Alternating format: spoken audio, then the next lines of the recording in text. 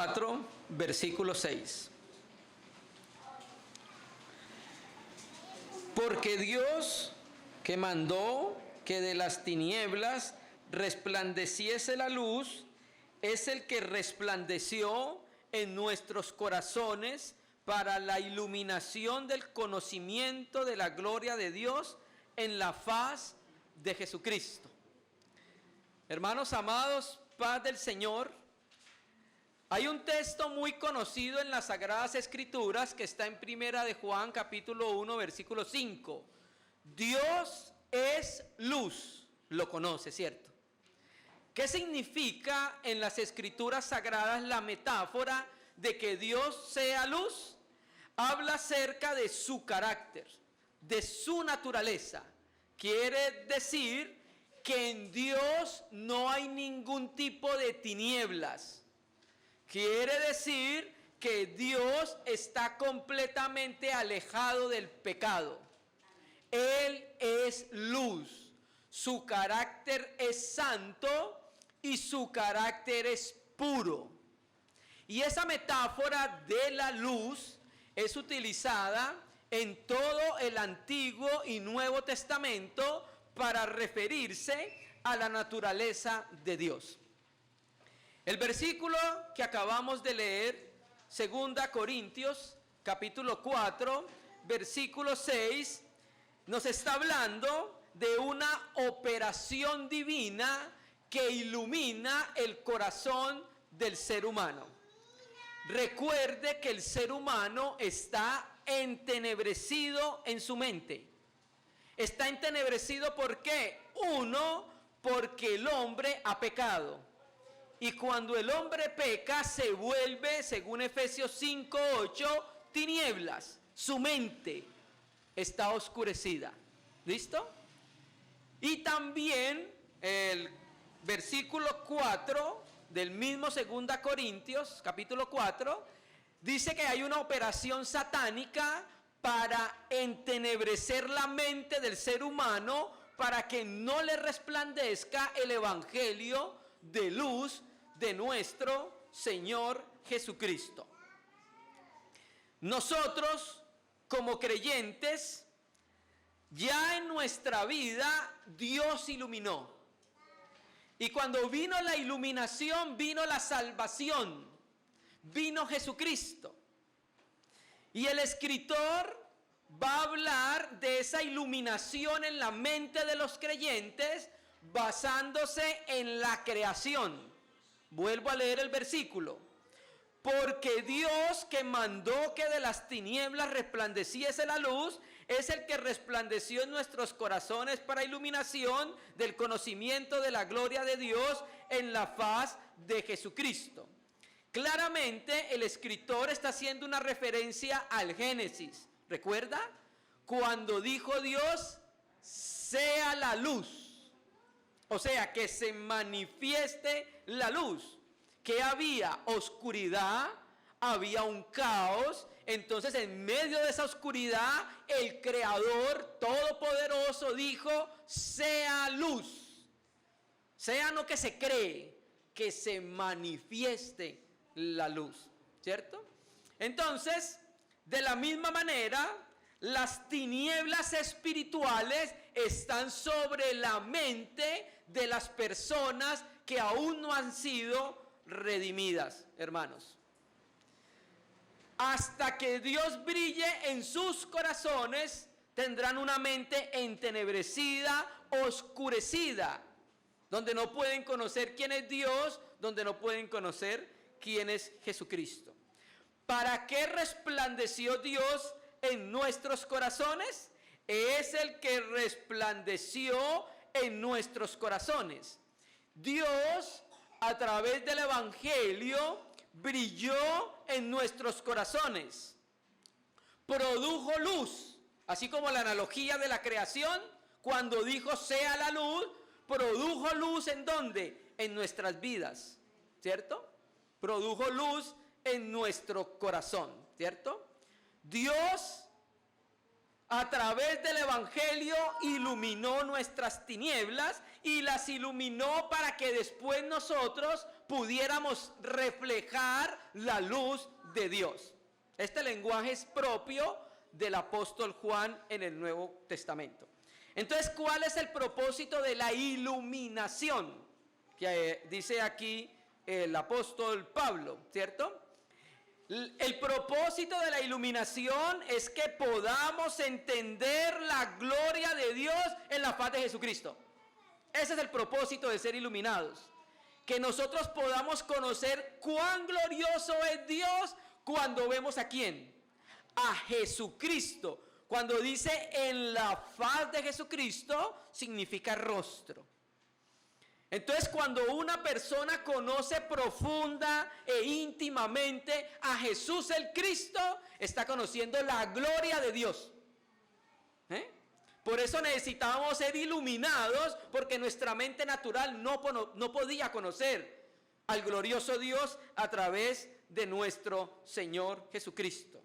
Dios nos ilumina para que podamos ver su gloria en el rostro de Jesucristo. Entonces la revelación de lo que Dios es y hace lo tenemos viendo a Jesús Cristo, el Hijo del Dios viviente. No es un conocimiento por vía natural. A Jesucristo se conoce por revelación. Y cuando lo conocemos, según esta metáfora, ilumina nuestra vida, ilumina nuestra mente. Para que esa iluminación podamos ver cuán glorioso Dios es en Jesucristo. Pero esa iluminación tiene un propósito. Y de eso es lo que vamos a hablar hoy, apreciados hermanos. Dios nos ilumina, Dios brilla en nosotros con un propósito. Sé que es un lenguaje figurado, pero la Biblia enseña claramente por qué Dios quiere brillar o brilló en nuestros corazones. Vamos a ir a la porción que vamos a tomar como base hoy, Filipenses, capítulo 2. Y vamos a leer desde el 12 hasta el versículo 16. Esa es la porción que vamos a leer hoy para poder en parte entender por qué Dios brilló en nuestros corazones, por qué nos iluminó. Aparte de que nos iluminó para conocer su gloria en el rostro de Cristo. Si usted quiere conocer a Dios, tiene que conocer íntimamente al Hijo de Dios. Porque el Hijo de Dios revela plenamente y exhaustivamente cómo es Dios. Entonces, un acercamiento día tras día a Jesucristo es un acercamiento que nos lleva a conocer la gloria de Dios. Esa gloria de Dios impacta nuestra vida, transforma nuestra vida. Y cuando vemos un bocado de esa gloria, somos transformados. Cuando vemos un bocado de esa gloria, nos entregamos sin restricciones al Hijo de Dios. Cuando vemos un bocado de esa gloria, vivimos para Él, hermanos. Vivimos para sus intereses. Filipenses capítulo 2, en el versículo 1 al versículo 11, ustedes saben que el apóstol Pablo está hablando acerca de que Jesucristo existía en forma de Dios antes de venir a hacerse hombre. Y Pablo va a hablar de ese sacrificio para colocarle un ejemplo a seguir a los filipenses. El sacrificio de Cristo, hermanos, es de un infinito valor espiritual, pero también tiene un valor eminentemente práctico, que es lo que va a hacer Pablo en Filipenses capítulo 2, 1 al 10. Va a decirle a los filipenses, mira, este es el sentir que tuvo Cristo antes de venir a la tierra. Y les va a decir, ustedes ahora también tienen que tener el mismo sentir, ¿cierto? Pablo le enseña a los filipenses a vivir de acuerdo con la magnitud del ejemplo de obediencia de Cristo y humildad de Cristo. Ustedes después pueden leer Filipenses 2 del 1 al 10. La obediencia y la humildad de Cristo. Y llegamos al versículo 12, vamos a leerlo. Voy a leer de la Biblia textual, Filipenses 2, versículo 12, para que podamos desarrollar la iluminación de Dios en nuestra vida. ¿Por qué Dios brilló en nuestros corazones aparte de conocer su gloria en el rostro de Jesucristo? Antes nosotros estábamos entenebrecidos, nuestra mente estaba en tinieblas, hasta que cuando vino y brilló la luz del Evangelio, nos libertó, nos salvó. Pero esa luz tiene un propósito en nuestra vida, apreciados hermanos. Filipenses 2:12 dice: por tanto, amados míos, como siempre obedecisteis, no solo en mi presencia, sino mucho más ahora en mi ausencia, alistad vuestra salvación con temor y temblor. Sé que la Reina y Valera dice, ocupaos. Ya vamos a hablar de eso. ¿Listo? Entonces, mira cómo comienza el versículo en su Biblia. Por tanto. ¿Usted sabe qué es ese por tanto? Por lo que acaba de decir. ¿Qué acaba de decir? Que el Hijo de Dios se humilló. Que el Hijo de Dios se hizo hombre. Que el Hijo de Dios murió por nuestros pecados en obediencia al Padre. Entonces le dice, por tanto, por causa de lo que Jesucristo hizo, por tanto, amados míos, como siempre obedecisteis, no solo en mi presencia, sino también en mi ausencia. Entonces, la iglesia debe tener el mismo sentir de Cristo, en humildad y en obediencia, ¿cierto? Obedientes a su palabra. Pero recuerde que le está hablando una iglesia que eran los filipenses. Y Pablo les dice, ustedes han sido obedientes estando yo presente, pero también han sido obedientes estando ausente. Pablo, ¿dónde estaba cuando escribió la epístola? Encarcelado. O sea, estaba ausente de los filipenses. No tenía que estar como un policía ahí para que los filipenses hicieran caso. ¿Cierto? Lastimosamente, muchas veces nuestro corazón es así. Hacemos caso cuando está el policía al lado. Cuando no está, no hacemos. Pero los filipenses, como tenían el Espíritu Santo, obedecían las instrucciones de Pablo cuando Pablo no estaba entre ellos, ¿cierto? Ahora, recuerde que las instrucciones, muchas de Pablo, eran mandamiento del Señor. Entonces, Pablo estaba ausente porque era prisionero y les recuerda a ellos, ustedes han sido obedientes estando presente y estando ausente. ¿Listo? Ahora les dice, mira cómo termina ese versículo. Alistad vuestra salvación con temor y temblor. Leo la Biblia textual, Reina y Valera dice, ocupaos en vuestra salvación con temor y temblor. ¿Listo? Bueno, no quiere decir que los filipenses tenían que trabajar por la salvación. ¿Por qué? Porque Cristo ya los había salvado. En el versículo 1 le escribe a los santos en Filipos. ¿Y quién es santo?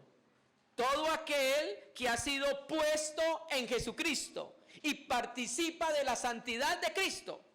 Entonces ya eran santos. Entonces, ¿qué quiere decir este versículo? Si no quiere decir que hay que trabajar por la salvación. Ese verbo ocupaos, ahí usted lo puede ver, significa trabajar hasta que la obra sea completamente terminada. Ese versículo se utilizaba para hablar de resolver un problema de matemáticas. Hay que hacerle hasta que quede culminado, ¿cierto? En los tiempos apostólicos, en los tiempos de Pablo, Esta palabra se usaba en el sentido de trabajar la mina, o sea, sacar la mayor cantidad de oro posible. Y también se utilizaba esta palabra para decir trabajar en el campo, que significaba obtener la mayor cosecha posible. ¿Sí está entendiendo qué significa esta palabra? Ocupaos en vuestra salvación. Dios ya nos salvó a cada uno de nosotros. Ahora nosotros, a través de la palabra y a través del Espíritu Santo, debemos seguir avanzando en la salvación que nos fue dada cuando creímos, hermanos. Obedeciendo constantemente a su palabra y obedeciendo a su voluntad con temor y temblor. Debemos seguir llevando a cabo nuestra salvación en obediencia a su palabra. Eso es lo que significa ocúpese en su salvación. Si usted se va a ocupar en algo es porque ya lo tiene. Nosotros nos ocupamos en la salvación porque el Señor ya nos salvó a nosotros. ¿Listo? Y ese propósito de ocuparnos en nuestra salvación es que, sencillo, ser semejantes a Jesucristo. ¿Cómo? Tener el mismo sentir que tuvo Cristo Jesús. ¿Ven? Listo. Versículo 13.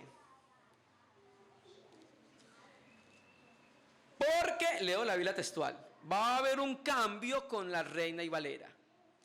Porque Dios, según su designio, es el que está energizando en vosotros no solo el querer, sino también energizando el hacer. ¿Sí vio la diferencia que hay? Hay dos diferencias con las palabras que aparecen en Reina y Valera. ¿Cuáles son las palabras? Bueno, 13, porque Dios es el que produce, esa palabra produce aquí es energizando. Así como el querer, como el hacer. Ese hacer aquí también es energizando. ¿Listo? Entonces, ¿por qué debemos ocuparnos en nuestra salvación? Porque Dios, según su voluntad, es el que va a producir en nosotros con su energía el ocuparnos en ella. Hermanos, la salvación es de origen divino. El poder que nosotros necesitamos para vivir la vida cristiana es de origen sobrenatural. Usted no puede vivir la vida cristiana en sus propias fuerzas. ¿Sabe qué pasa cuando vivimos la vida cristiana en nuestras propias fuerzas? Romanos capítulo 7. Pablo quería vivir según la fuerza de su carne, la justicia propia. ¿Y sabe qué termina diciendo cuando se da cuenta que no puede? Miserable de mí. La vida cristiana solo se vive de una manera, en el poder sobrenatural del Espíritu Santo, hermanos. Dios obra con su energía, con su poder en nosotros. Dios primero trabaja con su poder en nosotros para que después pueda trabajar a través de nosotros. Dios primero opera con su poder, con su energía, un cambio y una transformación en nuestra vida, y cuando está trabajando en nosotros, ahora puede obrar a través de nosotros. Dios primero trabaja con su energía en nosotros, adentro de nosotros, en nuestros corazones, sacando toda esa cucaracha que tenemos en nuestra cabeza, sacando toda esa murmuración, sacando toda esa crítica, sacando toda esa falta de contentamiento, falta de amor, falta de entrega, compromiso, búsqueda a Él. Todo eso empieza a sacarlo con su energía. Y cuando Él está trabajando con su energía en nosotros, lo hace para que un día pueda trabajar a través de nosotros, hermanos. En nosotros y a través de nosotros. Ojo, Dios está más interesado en el obrero que en la obra. Dios está más interesado en nosotros que lo que nosotros podamos hacer. Y lastimosamente muchos de nosotros enfatizamos en lo que podamos hacer. Dios le interesa más nosotros. Y por eso Él produce con su energía el querer. ¿El querer qué? Que podamos tener una vida de santidad, de humildad y de entrega como Jesucristo, el Hijo de Dios. Todo eso lo produce la operación divina. El texto griego dice la energía divina. Es una de las palabras que más utiliza el apóstol Pablo en el Nuevo Testamento. William Barclay, en su diccionario de palabras griegas, da una definición muy preciosa de lo que es la energía, el poder divino en acción. Hermano, la vida cristiana no se puede vivir en la naturalidad. Adán no sabe vivir la vida cristiana. ¿Estás seguro? Completamente. Cuando me refiero a Adán, me estoy refiriendo al viejo hombre. El viejo hombre no sabe nada de la vida nueva. El viejo hombre no sabe nada del nuevo hombre y de la vida en Cristo. Solo el nuevo hombre, energizado por su poder, podemos hacer la voluntad del Señor. En este contexto, obedecerle, ser humildes, obedientes a su palabra, ¿cierto? Entonces, ese obrar de Dios con poder, con su energía en nuestra vida, ojo, dará como resultado una vida contraria a las tinieblas. Ese obrar con poder en nuestra vida, la energía de Dios, va a hacer que nosotros vivamos una vida contraria a las tinieblas. La vida cristiana es una vida que va en contravía del mundo. El mundo va para un lado y el creyente va para otro. Si todavía vamos en la corriente del mundo, tenemos que volver al ABC de la palabra del Señor para entender que nosotros somos personas de otro mundo. ¿De verdad, hermano? Sí. Somos del cielo. Nuestra ciudadanía es celestial.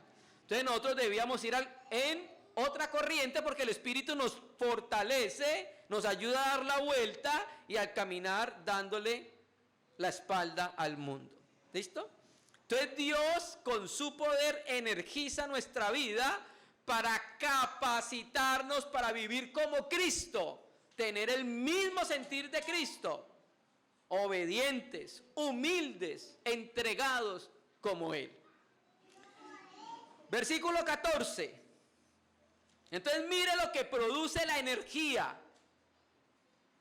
Mire lo que produce el ser iluminados en nuestros corazones. Una vida contraria al mundo. ¿Cómo así, hermano? ¿Cómo vive el mundo? Entonces mire el ejemplo que va a decir Pablo. Versículo 14. Haced todo sin murmuraciones ni discusiones.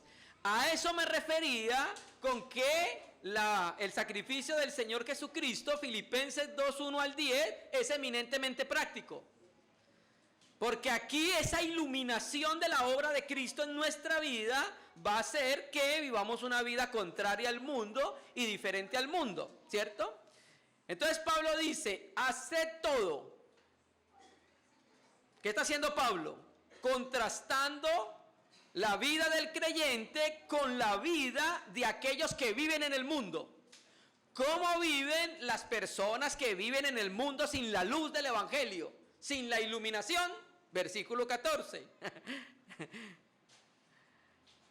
Las personas del mundo sin Cristo, como éramos nosotros, naturalmente, vivíamos ¿qué? Quejándonos, murmurándonos, contendiendo, criticando. Así vivíamos. Esa es la corriente del mundo. Entonces ahora que la luz vino a nuestra vida, Dios iluminó.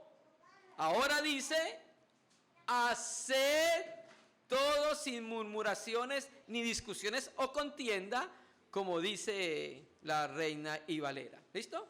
Entonces, hace todo sin. ¿Qué significa sin? Sin contar con eso. Aparte de eso. O sea, entonces todo lo que hagamos, lo hacemos sin murmuración. ¿Qué es murmuración? Bueno, en la Biblia, murmurar es la acción de hablar en voz baja y quejumbrosa. ¿Sí? Entonces, hay un texto que dice así en Hebreos: hospedados los unos a otros sin murmuraciones. ¿Se acuerda? ¿Se acuerda Hebreos que dice ese texto de esa manera? Entonces resulta, hermano, necesitamos hospedar un hermano aquí en la casa. Entonces Jeffer dice, hermano, yo lo hospedo. Yo, claro, mi hermano, si lo llevo para la casa. Y entonces ahora, a los 8 días hablo con Jeffer y yo, ¿qué pasó, hermano? ¿Cómo te fue con el hermano? No, ese hermano se me tomó todo el agua, hermano. Yo aquí este hermano no lo vuelvo a recibir.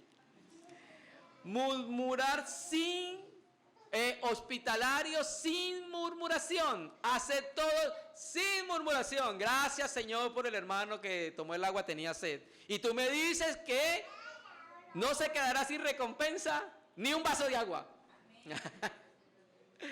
La palabra nos ayuda a que nosotros hagamos todas las cosas sin murmuraciones. ¿Por qué, hermano? Porque cuando nosotros murmuramos de las situaciones que Dios nos ha concedido, finalmente estamos murmurando en contra del Señor, hermanos. Nosotros hemos aprendido con el paso del tiempo y con las pruebas que hemos tenido, y cada uno de ustedes, cada uno de nosotros, hemos aprendido una palabra que es muy sencilla, pero hay veces se torna muy difícil en la experiencia cristiana. Primera de Tesalonicenses capítulo 5. Dad gracias en todo, porque esa es la voluntad para con Dios. Hermano, si usted no es capaz de dar gracias por el hermano que lo dejó sin agua,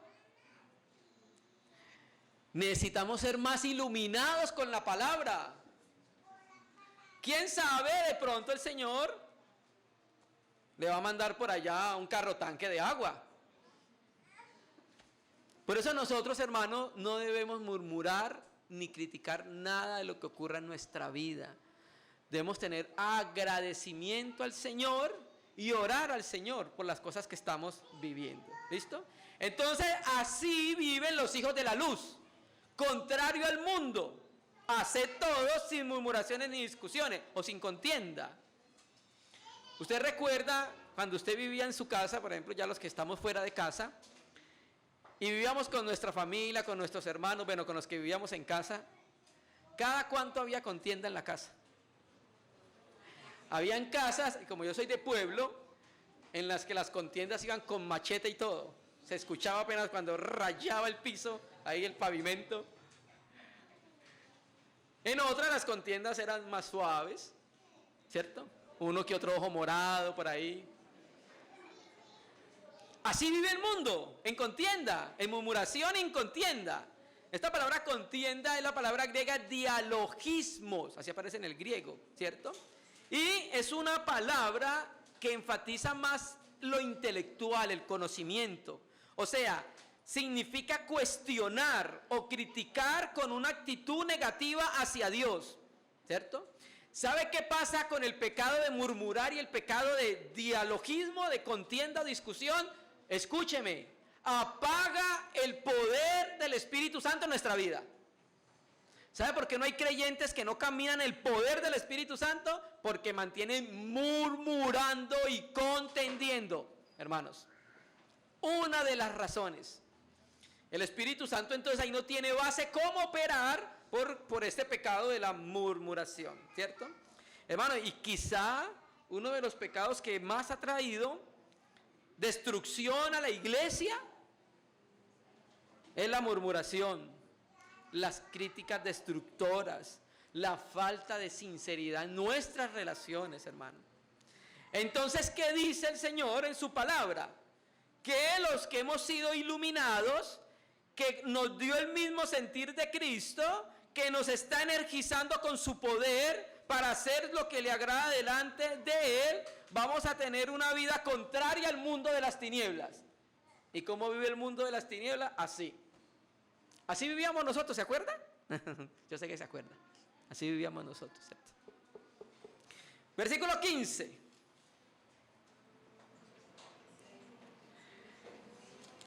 Entonces, 14, hace todo sin murmuraciones ni contiendas. 15, para que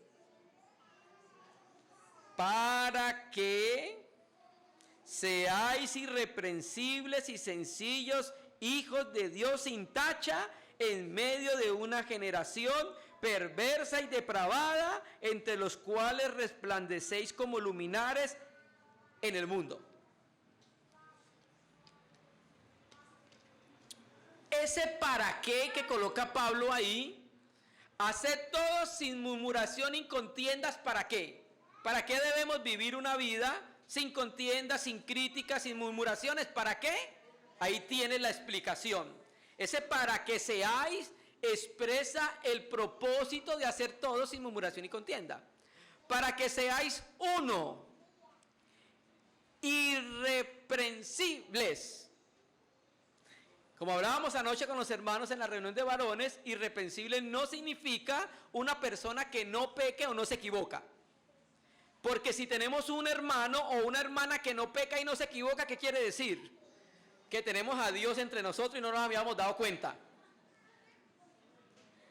Todos vamos a equivocarnos, todos vamos a pecar. Entonces, ¿qué significa irreprensible?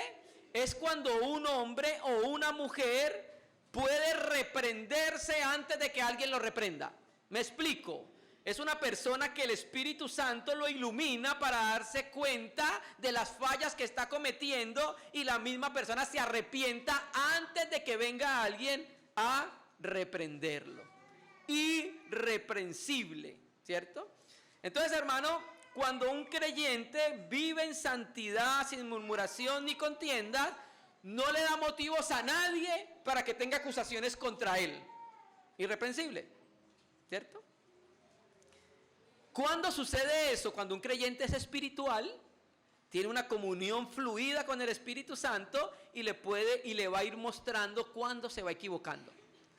Miren, hermanos, hace años yo tengo un ejercicio y se los voy a decir.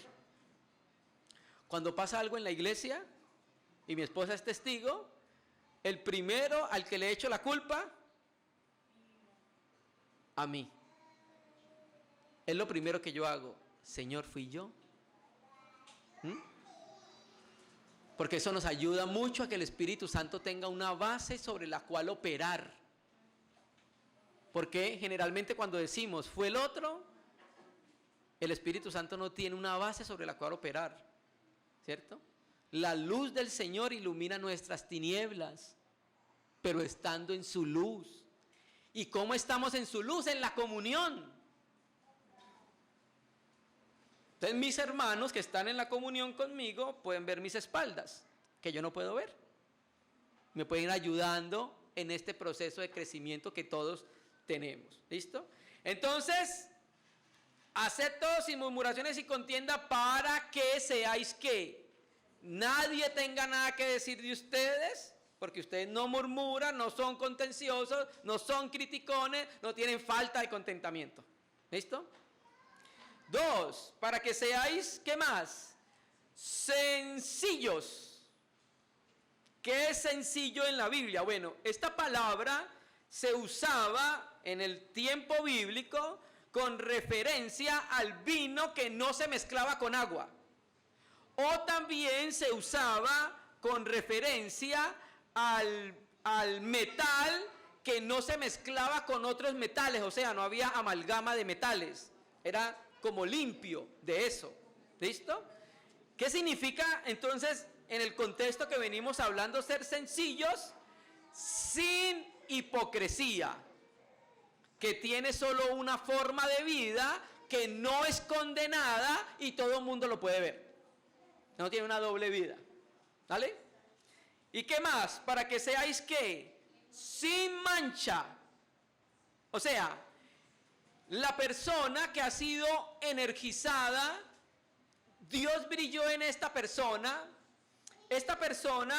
va a tener una vida cada día más alejada del pecado. Hermano, vamos a pecar, sí, pero cada vez más este creyente que está viviendo en obediencia, en santidad, en el poder del Señor, cada día va a suceder algo. Va a estar unos metros más lejos del pecado. Y va a estar cada día más otro kilómetro más lejos del pecado. Y va a estar cada día más alejado del pecado. Entonces este sin mancha quiere decir que este creyente es libre del poder esclavizante del pecado. Hermano, y el pecado tiene muchas formas de esclavizar.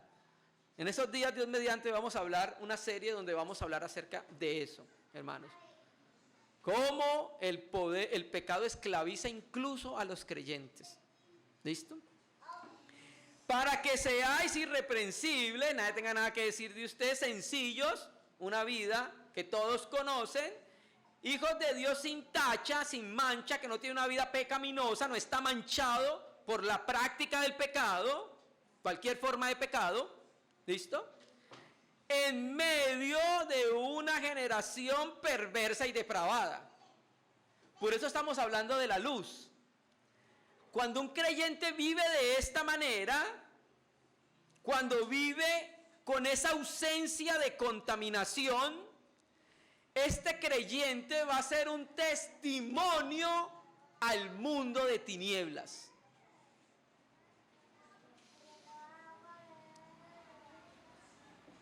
Este creyente debe en medio del mundo, es que es muy importante esa palabra, mexos, en medio. Por eso no estamos de acuerdo en que el creyente tenga que irse para el monasterio. Me voy para el monasterio porque me alejo del mundo de los pecadores. A donde se meta, el pecado lo va a seguir. Nuestro llamamiento es en medio del mundo de las tinieblas. ¿No lo dijo Jesucristo así? No te pido que los saques del mundo, sino que ¿qué? Que los guardes del mal. Hay uno de esos predicadores de la pervertida teología de la prosperidad que se compró un avión, un jet privado, porque es que en el avión comercial iba mucha gente endemoniada, entonces no quería contaminarse. Nosotros somos llamados a iluminar en medio de la generación perversa y depravada. Efesios 5, versículo 8. Vamos a Efesios. Efesios 5, versículo 8. Leo de Reina y Valera. Efesios 5, versículo 8. Dice: porque en otro tiempo erais tinieblas, mas ahora sois luz en el Señor, andad como hijos de luz. Mira, hermanos, lea bien despacio ese versículo. Ahí no dice que teníamos una partecita en tinieblas, otra mancha por acá, otra mancha por acá. ¿Sabe qué dice el texto? Éramos las propias tinieblas. ¿De verdad? ¿De verdad? ¿Estábamos oscurecidos? Aleluya, que vino Jesucristo y iluminó nuestros corazones. Para no dejarnos en esa condición entenebrecida, hermano. Entonces nosotros éramos tinieblas en otro tiempo. O sea, vivíamos como vive el mundo, en tinieblas, que Pablo le llama una generación perversa y depravada. O sea, la generación en la que estaban los filipenses, la generación de los griegos en Filipos, era una generación pervertida. Los griegos se reconocían por su perversión sexual, igual que los romanos, ¿cierto? Entonces, ahí en medio de ellos, nosotros tenemos que vivir diferente a ellos, sin murmuración y contienda, sencillos, ¿cierto? Sin mancha. Y mire lo que dice, volvamos a Filipenses, para que seáis irreprensibles, sencillos hijos de Dios, en medio de una generación perversa y depravada, ojo, entre los cuales resplandecéis como luminares en el mundo. Esa palabra luminares, fosteres en el griego, que la palabra griega para luz es fos, pero aquí dice fosteres. ¿A qué está haciendo referencia Pablo? Está haciendo referencia tomando la creación, a los cuerpos celestes. Algunas traducciones dice, resplandecéis como estrellas. Está hablando de los cuerpos celestiales. ¿Listo? Como luminares semejantes a los cuerpos celestiales o las estrellas. Ojo, gramática griega del reino. Esa palabra resplandecéis como luminares está en el griego en forma pasiva. Ya les voy a explicar por qué es importante que entendamos esta gramática. Recuerden lo que yo les he dicho, cuando un verbo está en pasivo, quiere decir que alguien hace la acción sobre él. ¿Sí? Entonces nosotros vamos a resplandecer como luminares, escúcheme bien porque la forma verbal lo enseña, no porque usted sea luz. Hermano, pero ¿qué estamos diciendo desde el principio si Cristo brilló en nosotros? La luna ilumina la tierra en la noche, ¿sí? Pero la luna no tiene luz propia. ¿Estamos de acuerdo? La luna, ¿qué es lo que hace? Refleja la luz de un astro mayor. En este caso sería ¿quién? El sol. ¿Y usted cree que hay luz en usted? O sea, no es la pregunta. ¿Usted cree que usted es luz? ¿No? Jesucristo dijo, yo la luz he venido al mundo. Entonces lo que ha sucedido en nosotros es que Cristo nos iluminó. Ojo, por eso está en voz pasiva. Porque alguien hace la acción de reflejar su luz en nosotros como el sol la refleja en la luna. ¿Y es quién? Dios, que es luz. Su vida va a ser iluminada, está iluminando nuestras vidas. Y ojo, ¿sabe por qué la ciudad celestial en Apocalipsis es transparente, diáfana como el cristal? Porque al ser diáfana como el cristal, la luz puede traspasar de una manera más plena. Cuando nosotros tenemos una vida que no le agrada al Señor, la luz de Dios no puede iluminar a los demás, hermanos. La luz de Dios se esconde por el pecado. Pero cuando tenemos una vida diáfana, sin mancha, la luz de Dios puede traspasar de una manera plena, hermanos. Esa es la razón por la cual nosotros somos luminares en el mundo. ¿Por qué cree que la luna ilumina de noche? Gobierna la noche. Este mundo está en tinieblas y no tiene más luz que la iglesia. Si a este mundo se le quita la iglesia, se le quita la única luz que lo puede alumbrar. Apreciados hermanos, ¿cierto? Entonces, el diablo, las circunstancias van a tratar de apagar su luz. La luz que Jesucristo encendió cuando lo salvó. Y yo sé que hay muchas situaciones que nos duelen. Yo sé que hay muchas situaciones que traspasan nuestro corazón de dolor. Pero hermano, no podemos dejar apagar esa llama que Él encendió en nuestra vida. No lo podemos dejar apagarla. Hay muchas circunstancias que quieren apagar esa luz. Pero el Señor, todo está en sus manos. Y a los que aman a Dios, todas las cosas cooperan para bien de aquel que lo ama. Para que resplandecéis como astros, como luminares, ¿en dónde? En el mundo. ¿Cuál mundo? El cosmos de la tiniebla, el mundo de las tinieblas. Pregunto, ¿cuál es el lugar para la luz? ¿Cuál es el lugar para la luz? La oscuridad. Ese es el lugar para la luz, la oscuridad, ¿cierto? Es ahí donde es necesaria la luz. ¿Listo? Vamos terminando. para pasar a aplicación de lo que estamos leyendo. Mateo 5, porque tenemos que aplicar esto que estamos leyendo, aspectos prácticos. Mateo 5, versículo 13 al 16.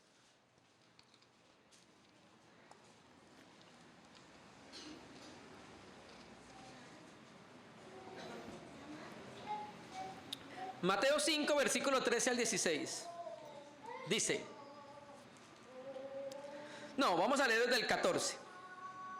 Mateo 5, 13, 14 al 16. Dice, vosotros sois la luz del mundo.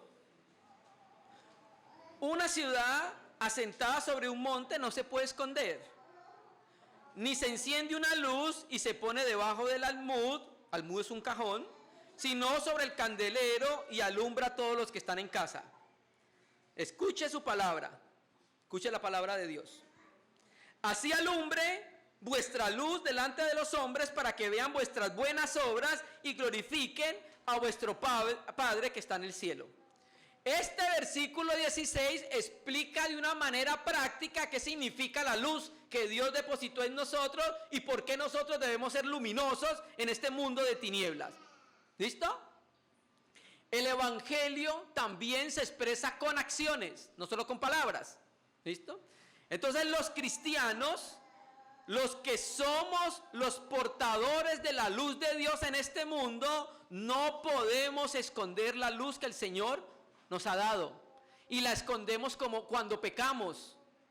Nosotros no podemos esconder esa luz porque debemos mostrarle a los hombres cómo es la luz de Dios. Los hombres no la conocen. Y la van a conocer a través de ¿qué? A través de nuestra vida, apreciados hermanos. En esta generación perversa y malvada, los hombres puedan ver la luz de Dios a través de los cristianos y cuando la vean, ¿qué van a hacer? Glorifiquen a nuestro Padre que está en el cielo. Glorifiquen a Dios porque está transformando ese borracho en un hombre santo y justo. Está transformando ese ladrón en un hombre honorable. Cuando eso sucede y damos un testimonio de la luz, de la vida de Cristo, Dios va a ser glorificado, hermanos. Y nuestra vida tiene el propósito de glorificar a Dios. Las buenas obras deben desembocar en la glorificación del Hijo de Dios, hermanos. Este es uno de los aspectos prácticos de la luz. La luz es la vida de Cristo. Y cuando vivimos una vida adecuada, piadosa, santa, apartada del pecado, Dios tiene poder para iluminar en nuestra vida. Pero si vivimos una vida contraria, manchas de pecado, la luz no puede traspasar y llegar a más personas y afectar a más personas. Y eso es lo que ha pasado con el testimonio de la iglesia en nuestros tiempos. No ha afectado el mundo como luz y como sal, hermanos. Terminemos el 16 para leerlo. Haciendo firmemente la palabra de vida para gloria mía en el día de Cristo, de que no corrí en vano, ni en vano me fatigué. ¿Listo? Entonces, si los filipenses son fieles en su labor para el Señor, ese día en el tribunal de Cristo, Pablo se dará cuenta que no corrió en vano con ellos, que no trabajó en vano con ellos. Esa palabra trabajar es trabajar hasta el cansancio, viene del verbo griego copiao, ¿cierto? Entonces, lastimosamente también tenemos que decir esto. Hay algunas congregaciones que no son obedientes a la palabra del Señor. Y al no ser obedientes a la palabra del Señor, a no ser humildes a la palabra del Señor, se hace ver como si el trabajo de los líderes fuera en vano. Como si los que están trabajando y presidiendo y liderando fuera un trabajo en vano, hermanos. Ustedes no saben cómo me entristece y hasta me indigna cuando veo que algunos de los hermanos andamos en una situación pecaminosa. Siento cierta indignación en mi corazón porque estamos tratando de enseñar y mostrar que llevamos una vida santa y piadosa. Y así es el sentir de todos los hermanos que tienen responsabilidad. Entonces Pablo les dice a ellos que se asidan de la palabra. O sea, que se agarren de la palabra, que la tengan pendiente y presente día tras día para que puedan vivir una vida piadosa, obediente y humilde delante del Señor. ¿Qué aspectos prácticos podemos aprender? Bueno, hemos hablado ya de algunos. ¿Es mi vida cristiana reconocida por obediencia a su palabra? ¿Con qué corazón yo hago las cosas? ¿Para el Señor y su gloria o para mi gloria? ¿Reconozco en mi vida como creyente las cosas que apagan la luz del Espíritu Santo en mi vida? ¿Usted lo ha hecho? ¿Hemos hecho ese ejercicio de darnos cuenta? Sí, definitivamente esto apaga la luz del Espíritu Santo en mi vida. Esto me roba el tiempo de comunión con el Señor en mi vida. Y los dije hace 8 días. Las redes sociales muestran que el hombre sí tiene tiempo. Tengo presente en mi vida cómo es Jesucristo para seguir su ejemplo de humildad y de obediencia. Aquí juega un papel importante el conocimiento que tengamos de Jesús el Cristo, el Hijo del Dios viviente, hermanos. Y finalmente, con nuestra vida mostramos cómo es la luz de Dios.